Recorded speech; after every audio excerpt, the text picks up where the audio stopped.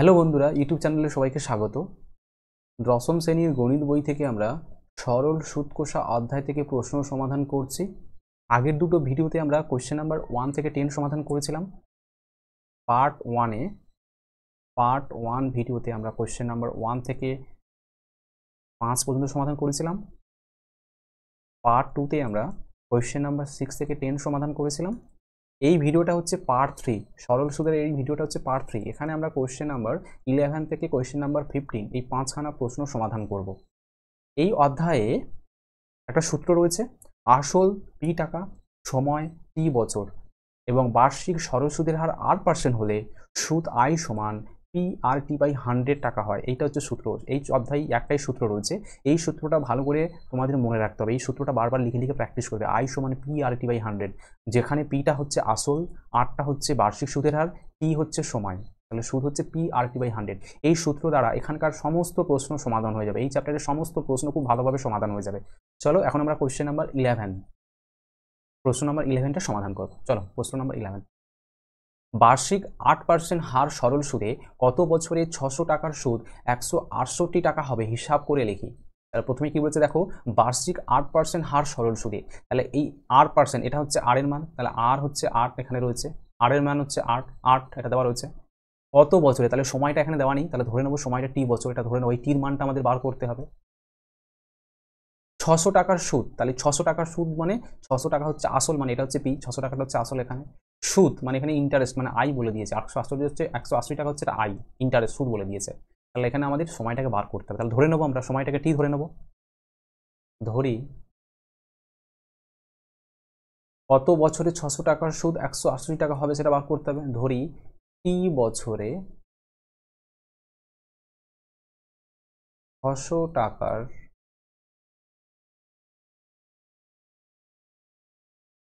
সুদ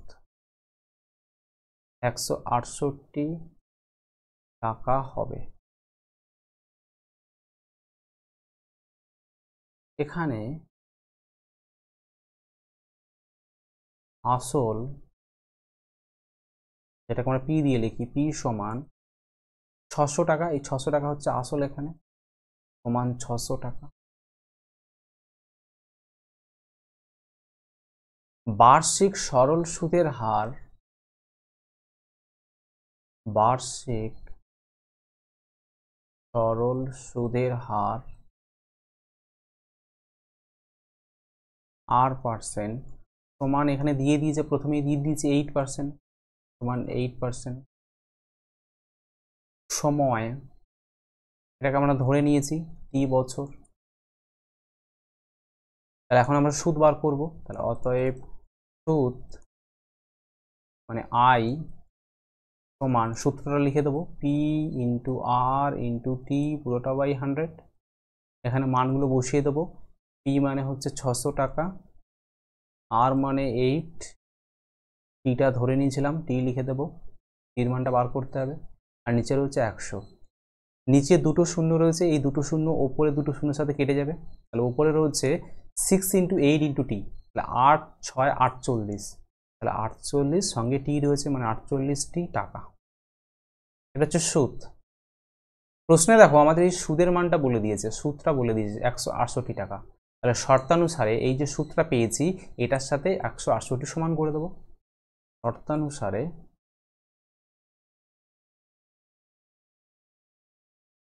48টি সমান 168।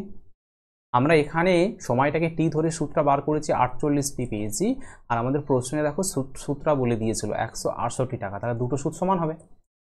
এখান থেকে টির মানটা বার করব, বা টি সমান 168 পুরোটা বাই 48। বাম দিকে 48 গুণ রয়েছে, ডান দিকে গেলে ভাগ হয়ে যাবে। উপর নিচে 4 দিয়ে কাটবে, 4 একে 4, 4 2 8, 4 4 16, 7 2 8। 6 দিয়ে কাটবে, 6 2 12, 6 7 42। তাহলে পেয়েছি 7/2, এত বছর। এটাকে মিশ্র ভগ্নাংশে লিখবো, যেহেতু ওপরে বড় রয়েছে। তাহলে এটা ভাগ করলে 3 দিয়ে যাবে, 3 2 6, ভাগশেষ থাকছে 1, তাহলে 3 পূর্ণ 1 2 বছর। তাহলে সময়টা পেয়ে গেছি। এবার উত্তরটা লিখে নেব। অতএব বার্ষিক 8% হার সরল সুদে 3.12 বছরে 600 টাকার সুদ 168 টাকা হবে। পরের প্রশ্নে চলে যাব। প্রশ্ন নাম্বার 12।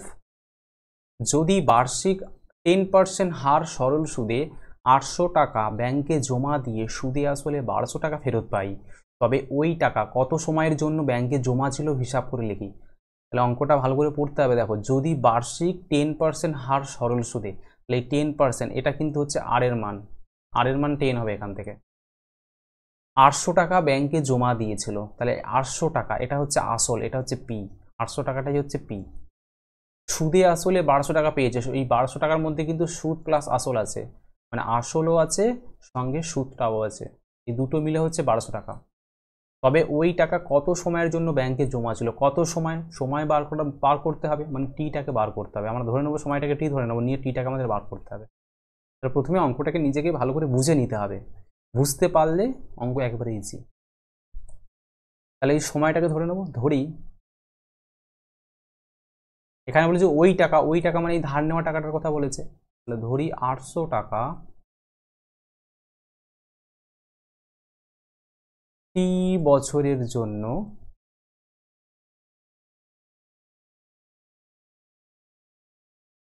ব্যাংকে জমা ছিল।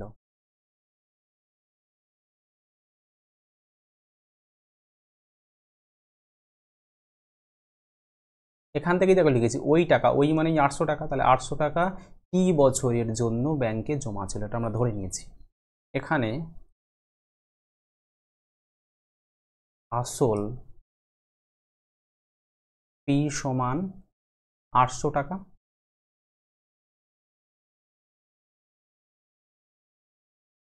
বার্ষিক সরল সুদের হার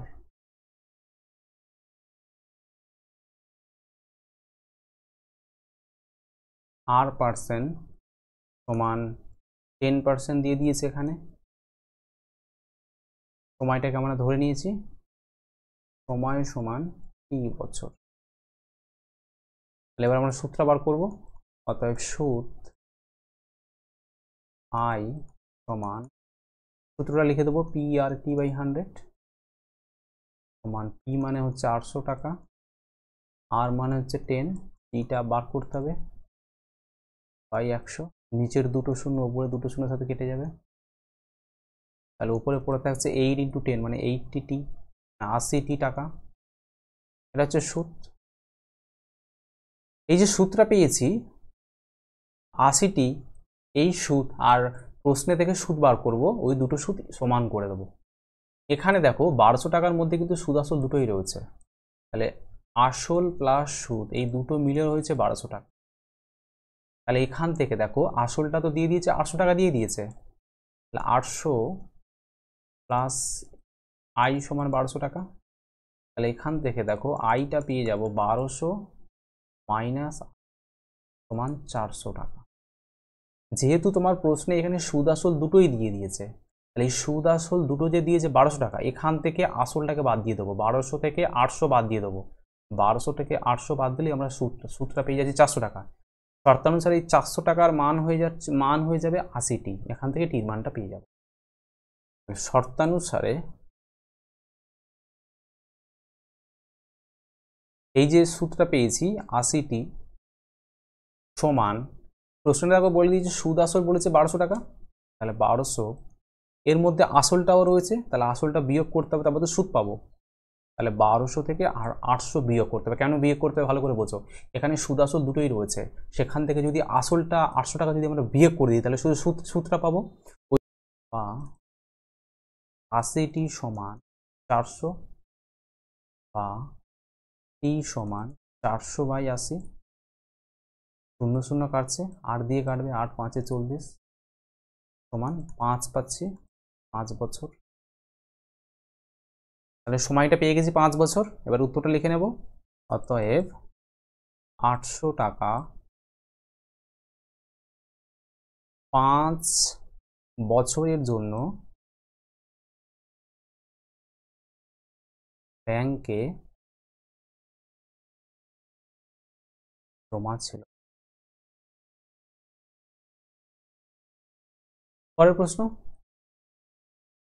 নাম্বার 13, কোনো মূলধন একই বার্ষিক শতকরা সরল সুদের হারে 7 বছরের সুদে আসলে 7,100 টাকা এবং 4 বছরের সুদে আসলে 6,200 টাকা হলে মূলধন ও বার্ষিক শতকরা সুদের হার নির্ণয়। কোনো মূলধন, এখানে দেখো মূলধনটা বলে দেয়নি, এই মূলধনটা দেখো এখানে আমাদের বার করতে হবে। মূলধন মানে পিটা এখান থেকে বার করতে। একই বার্ষিক শতকরা সরল সুদের হারে, এখানে দেখো সরল সুদটাও কিন্তু বলে দেয়নি, তাহলে এই বার্ষিক শতকরা সরল সুদ এটাও আমাদের আর এর মানটাও বার করতে হবে এখান থেকে। দেওয়া কি রয়েছে, 7 বছরের সুদ আসল দেওয়া রয়েছে 7,100 টাকা এবং 4 বছরের সুদ আসল দেওয়া রয়েছে 6,200 টাকা। ভালো করে বোঝো, এই যে রয়েছে 7 বছরের সুদে আসলে 7,100 টাকা, এর মানে হচ্ছে 7 বছরের সুদ প্লাস আসল দুটোকে যোগ করলে হচ্ছে 7,100 টাকা। একই রকমভাবে 4 বছরের সুদ প্লাস আসল সমান 6,200 টাকা। এই দুটো জিনিস আমাদের দেওয়া রয়েছে। দুটো ক্ষেত্রেই দেখো আসল কিন্তু একই হবে। তাহলে এই যে রয়েছে 7 বছরের সুদে আসলে 7,100 টাকা, এটাকে তাহলে লিখলে কি হবে, আসল প্লাস 7 বছরের সুদ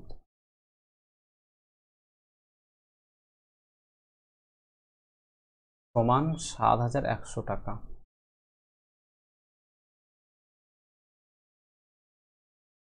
পরে কি বলে দিয়েছে, 4 বছরের সুদে আসলে 6,200 টাকা হয়েছে, তাহলে 4 বছরের সুদ প্লাস আসল সমান 6,200 টাকা। আসল, আমি আসলটা আগে লিখছি, তাহলে আসল প্লাস 4 বছরের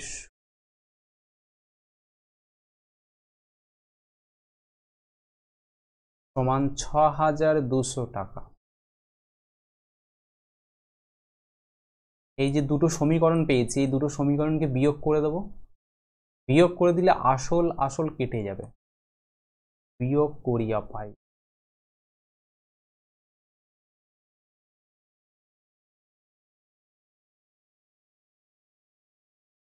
বিয়োগ করলে দেখো নিচের চিহ্নগুলো সব পরিবর্তন হয়ে যাবে, এখানে প্লাস রয়েছে এটা মাইনাস হয়ে যাবে, এখানে মাইনাস হয়ে যাবে, তাহলে এই ওপরের আসল নিচের আসল কেটে যাবে। এখানে 7 বছরের সুদ রয়েছে মাইনাস 4 বছরের সুদ, মানে 7 - 4 মানে 3 হবে। 3 বছরের সুদ সমান, ডান দিকে বিয়োগ করতে হবে, 0 0 2 আছে, 7 থেকে 1 যাবে 11, মানে 9 আসবে, মানে 900 টাকা। তাহলে এখানে পেলাম 3 বছরের সুদ 900 টাকা, তাহলে 1 বছরের সুদ হবে 900/3 সমান 300 টাকা। 1 বছরের সুদ পেয়েছি। প্রশ্নে দেখো 7 বছর রয়েছে আর 4 বছর রয়েছে, যে কোনো একটা ধরলেই তুমি অ্যান্সারটা করতে পারবে। আমি 4 যেহেতু ছোট, আমি ছোট ধরেই করবো, যাতে করে আমাদের ক্যালকুলেশন মানে হিসাবটা খুব সহজে আসে। তাহলে আমি 4 বছর ধরে করছি, তাহলে অতএব 4 বছরের সুদ হবে 300-র সাথে 4 গুণ করে দেবো, সমান 1200 টাকা। এবারে ভালো করে দেখো, এখানে দেখো রয়েছে 4 বছরের সুদে আসল, মানে 4 বছরের সুদ আসল হচ্ছে 6,200 টাকা, 6,200 টাকা হচ্ছে 4 বছরের সুদ আসল। তার মধ্যে এখানে আমরা পেলাম 4 বছরের সুদ পেয়েছি 1200 টাকা, তাহলে এই সুদ আসল থেকে যদি আমরা সুদটাকে বিয়োগ করে দিই তাহলে আসলটা পেয়ে যাব। অতএব আসল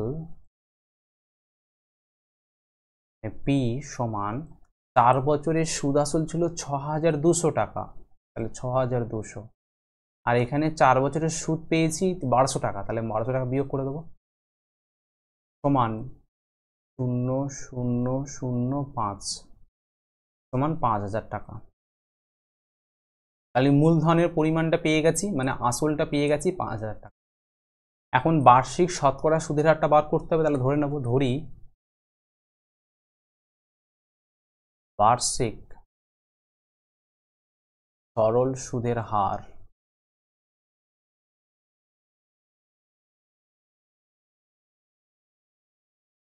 r%।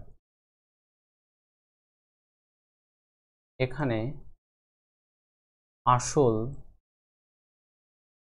পি সমান আমরা এক্ষুনি পেলাম 5,000 টাকা,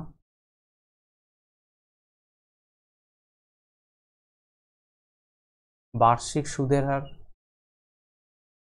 বার্ষিক সরল সুদের হার আমরা ধরে নিয়েছি r%। সময় আমি 4 বছর ধরে করছি, সময়টি সমান 4 বছর। তাহলে এখানে এই 4 বছরের সুদ বার করবো, অতএব সুদ সমান, কিন্তু 4 বছরের সুদ যেহেতু সময়টা 4 লিখেছি, PRT/100, পি 5,000 টাকা, আর টি 4 বছর বাই 100। নিচের দুটো শূন্য ওপরের দুটো শূন্যর সাথে কেটে যাবে, তাহলে 50-এর সাথে 4 গুণ করলে হবে 200, 200 ইন্টু আর মানে 200 আর টাকা। এটা হচ্ছে সুদ, 4 বছরের সুদ হচ্ছে 200 আর টাকা। শর্তানুসারে দেখো 4 বছরের সুদ দেখো আমরা পেয়েছি 1200 টাকা পেয়েছি, 4 বছরের সুদ পেয়েছি 1200 টাকা। তাহলে অতএব শর্তানুসারে এই যে সূত্রটা পেয়েছি 200 ইন্টু আর টাকা, এটা হচ্ছে 4 বছরের সুদ। আর আগে দেখো আমরা পেয়েছি 4 বছরের সুদ পেয়েছি দেখো 1200 টাকা, তাহলে এর সাথে সমান হয়ে যাবে, সমান 1200, বা আর সমান 1200 বাই 200। নিচের দুটো শূন্য উপরে দুটো শূন্যের সাথে কাটছে, আর 2 দিয়ে কাটবে 2 6 12, তাহলে আয়ের মানটা পেলাম 6। তাহলে সুদের হার হয়ে যাবে 6%। তাহলে সুদের হারও পেয়ে গেছে, মূলধনও পেয়ে গেছে, এবারে উত্তরটা লিখে নেব। অতএব মূলধনের পরিমাণ 5,000 টাকা, মানে আসল চেয়েছিল, এবং বার্ষিক সরল সুদের হার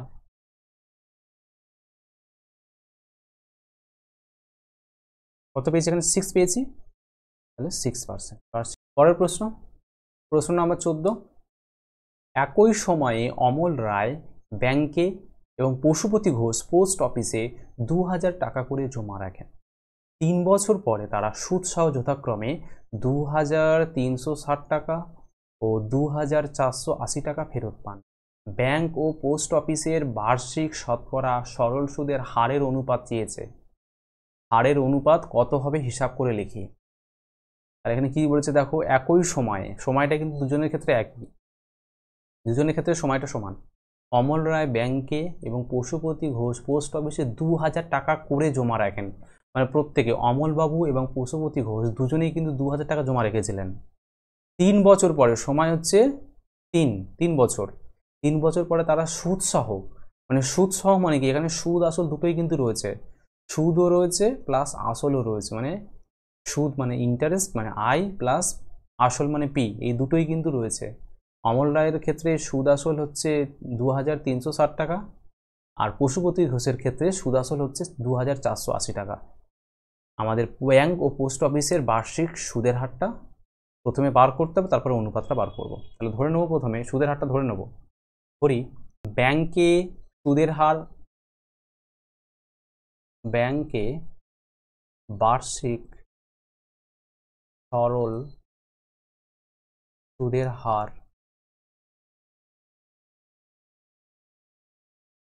R1%, R1%, এবং পোস্ট অফিসে বার্ষিক সরল সুদের হার 8%। ব্যাংকের ক্ষেত্রে সরল সুদ ধরেছি R1% এবং পোস্ট অফিসের ক্ষেত্রে ধরেছি R2%। আমাদের প্রশ্নে R1 অনুপাত R2 এর মানটা আমাদের বার করতে হবে। এখন অমল রায়ের ব্যাংকে জমানো টাকার ক্ষেত্রে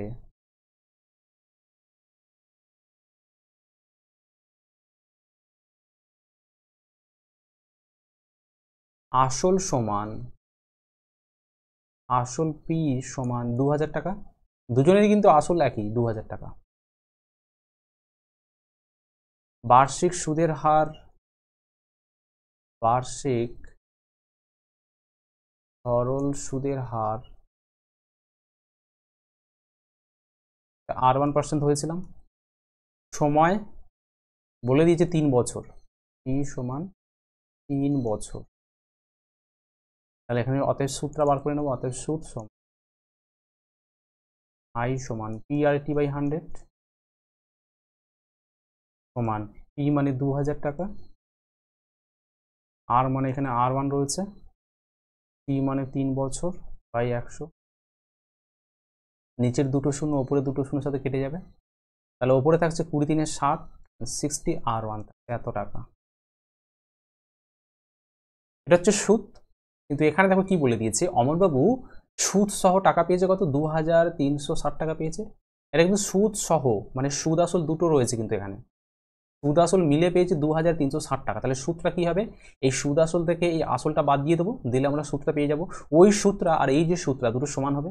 তাহলে শর্তানুসারে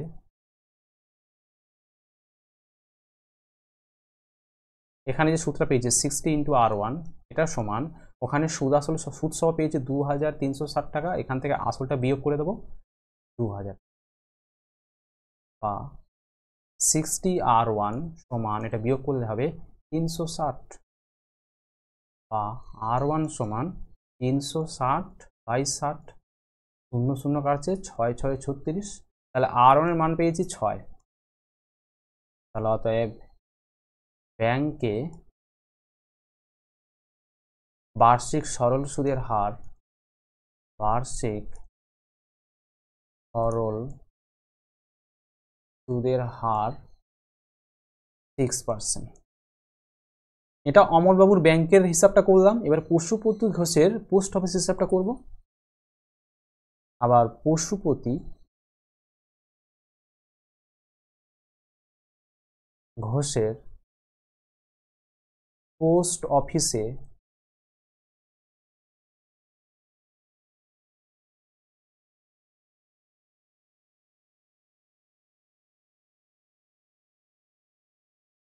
পোস্ট অফিসে জমানো টাকার ক্ষেত্রে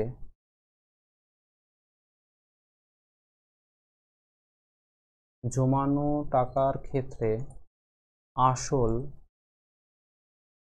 পি সমান, এখানেও তোমার 2000 টাকা হবে,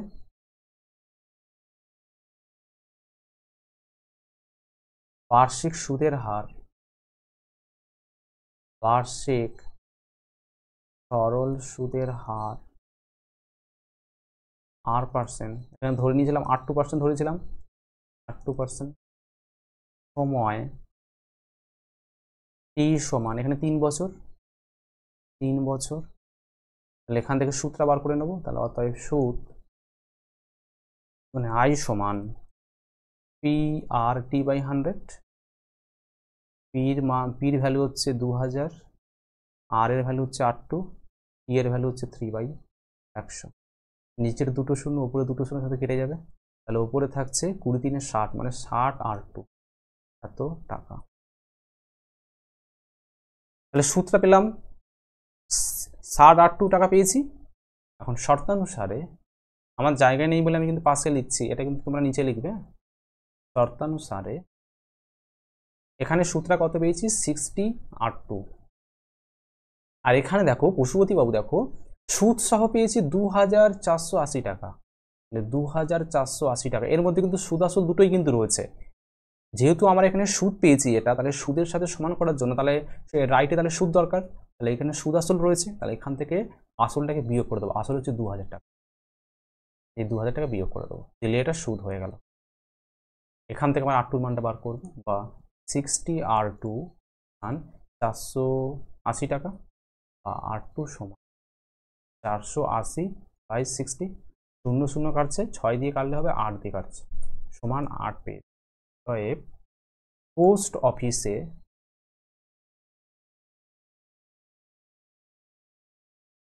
বার্ষিক সুদের হার, বার্ষিক সরল সুদের হার 8%। তাহলে দুটো সুদের হার পেয়ে গেছি, এখানে আমাদের অনুপাতটা চেয়েছে, এবার উত্তরটা লিখব অতএব ব্যাংক ও পোস্ট অফিসের বার্ষিক শতকরা সরল সুদের হারের অনুপাত, বার্ষিক শতকরা সরল সুদের অনুপাত চেয়েছে, সরল সুদের হারের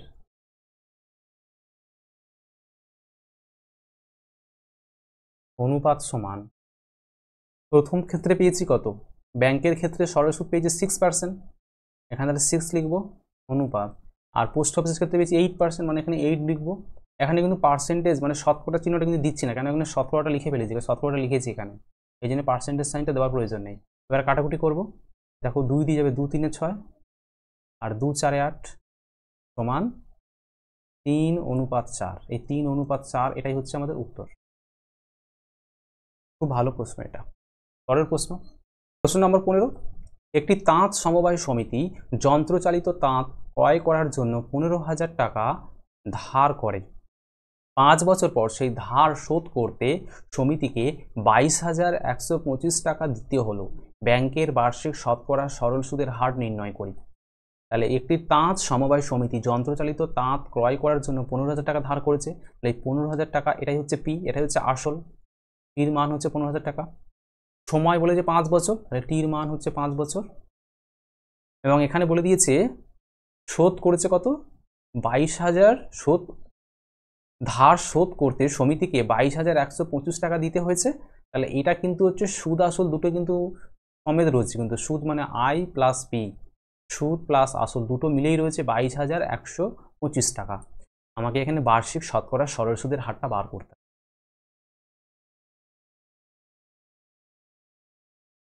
ধরে নেব, ধরি ব্যাংকের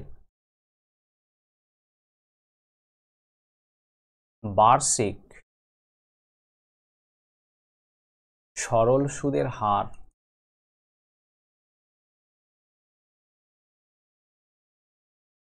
R%। এখানে আসল পি সমান 15,000 টাকা,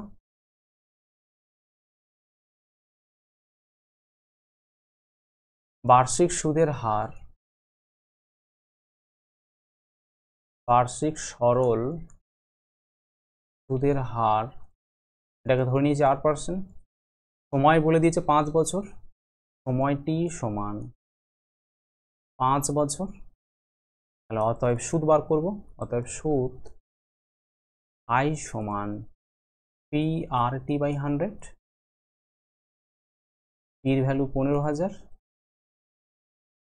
ইন্টু আর ইন্টু টি মানে 5 রয়েছে এখানে, টোটো বাই 100, নিচের দুটো শূন্য ওপরে দুটো শূন্যর সাথে কেটে যাবে, সমান পেলাম 15/5, 15/5 75, 75 শূন্য রয়েছে মানে 750 আর এত টাকা। আমরা তাহলে সুদ পেলাম 750 ইন্টু 8 টাকা। এখানে দেখো বলে দিয়েছে 5 বছর পর সেই ধার শোধ করতে সমিতিকে 22,125 টাকা দিতে হলো। এটা কিন্তু দিতে হলো মানে কি, এর মধ্যে কিন্তু সুদ আসল দুটোই তাকে দিতে হয়েছে, তাহলে সুদ আসল কিন্তু 22,125 টাকা। এখান থেকে আমরা সূত্রটা বার করে নেব, সেই সূত্রটা এই যে সূত্রটা বের করেছি এই দুটোর সাথে সমান হবে, এই দুটো পরস্পর সমান হবে, শর্তানুসারে এখানে যে সূত্রটা পেয়েছি 750 আর সমান, এখানে সূত্রটা কি হবে দেখো তো, 22,000 টোটাল টাকা দিয়েছে কত, 22,125 টাকা। এটা কিন্তু সুদ আসল দুটো কিন্তু রয়েছে এর মধ্যে, তাহলে এখান থেকে আসলটাকে বিয়োগ করে দিলে সুদ পেয়ে যাব। আসল হচ্ছে 15,000 টাকা বা 750 আর সময়টা বিয়োগ করতে হবে, 5 2 1 আসবে 15 22 7 বা আর সমান 7,125 বাই 700, 5 দিয়ে কাটবো, 5 একে 5, 5 5 25, 5 দিয়ে কাটলে 5 একে 5, 5 4 20, থাকছে 12, 5 দিয়ে 10, থাকছে 25, 5 5 25।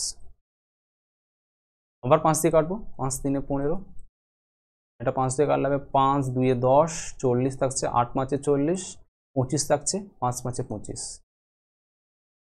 এবারে 3 দিয়ে কাটবো, 3 10 30, 3 9 27, 3 5 15। তাহলে সমান পাচ্ছি ওপরে 95/10 সমান 9.5। 10 দিয়ে ভাগ করলে দশমিক এক ঘর সরে আসবে রাইট থেকে, তাহলে 9.5। আর এর মানটা পেয়েছি 9.5, এটাই আমাদের চেয়েছিল। তাহলে উত্তরটা লিখে নেব। অতএব ব্যাংকের বার্ষিক সরল সুদের হার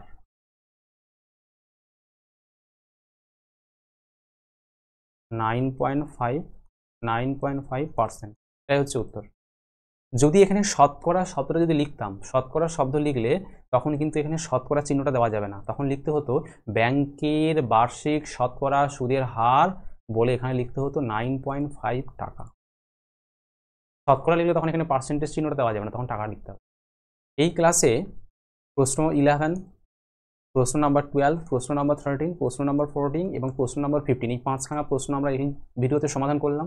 পরের ভিডিওতে আমরা প্রশ্ন নাম্বার 16 থেকে খুব ভালোভাবে সমাধান করব। পুরো ভিডিওটা দেখার জন্য সবাইকে অসংখ্য ধন্যবাদ।